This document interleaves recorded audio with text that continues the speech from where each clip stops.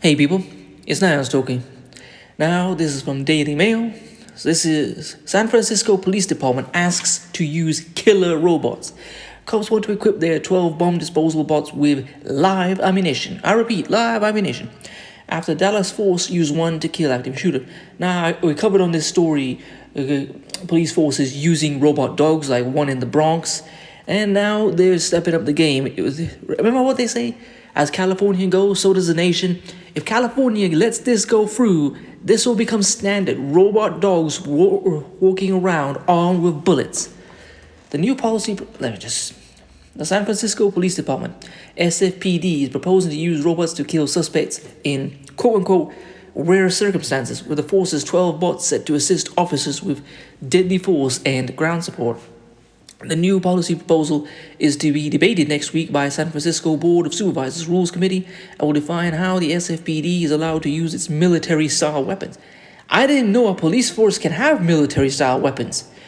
One way the machines can cause deadly harm is by attaching a pan disruptor device, which uses shotgun shells to the robot. This can then fire bullets at the suspect.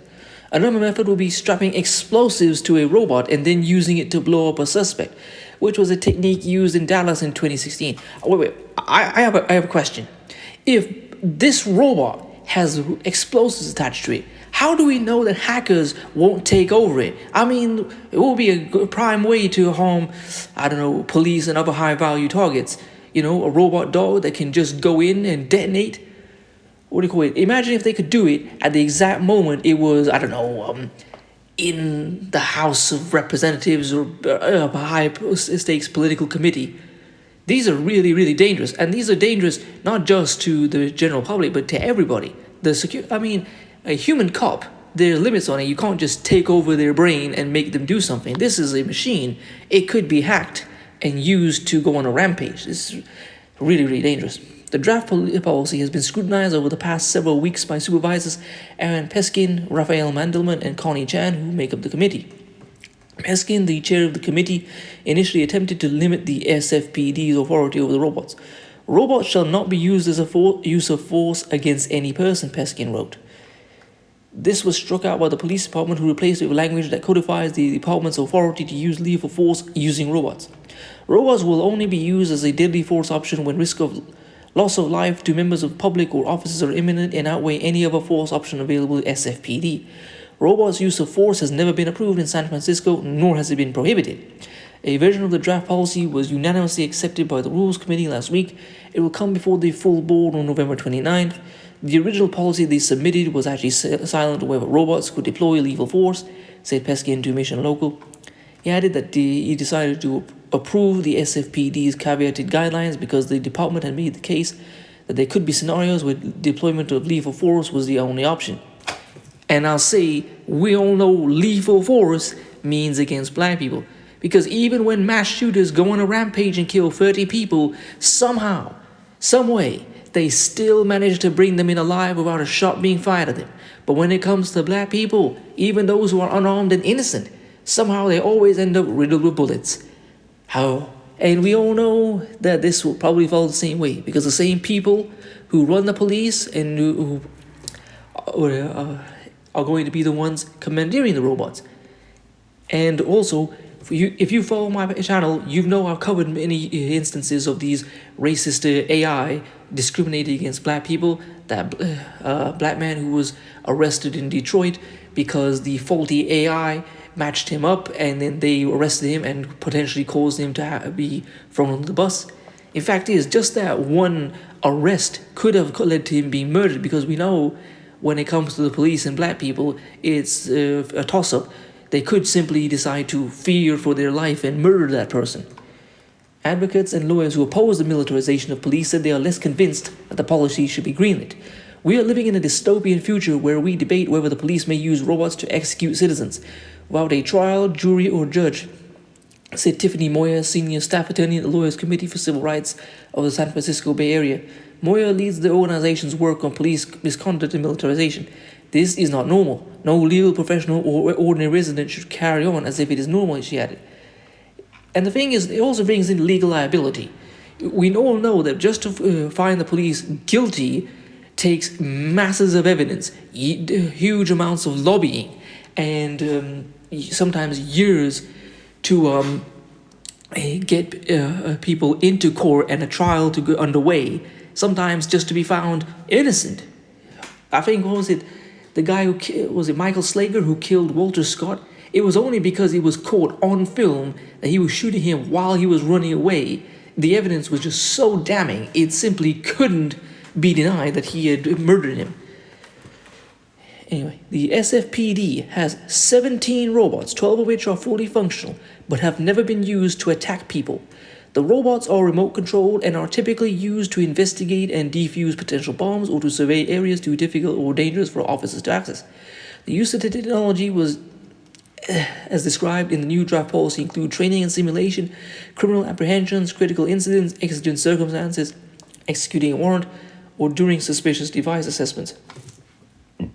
In 2016, the Dallas police force strapped plastic explosives to a robot and used it to blow up a shooter who had killed 5 officers in the first US instance of a police robot killing a suspect.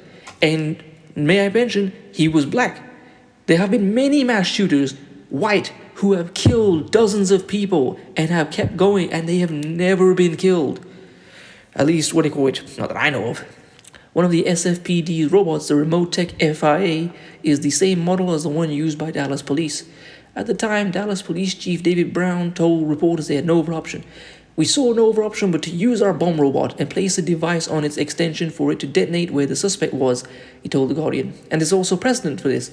If you remember the MOVE bombing in Philadelphia, the only time a bomb was dropped on suspects, or, they weren't actually guilty, but suspects, was in Philadelphia against black people. Do you notice that no incident happens where police just say, "Well, we feared for our lives, let's drop a bomb on a group of white people that are resisting"? It always is used against blacks.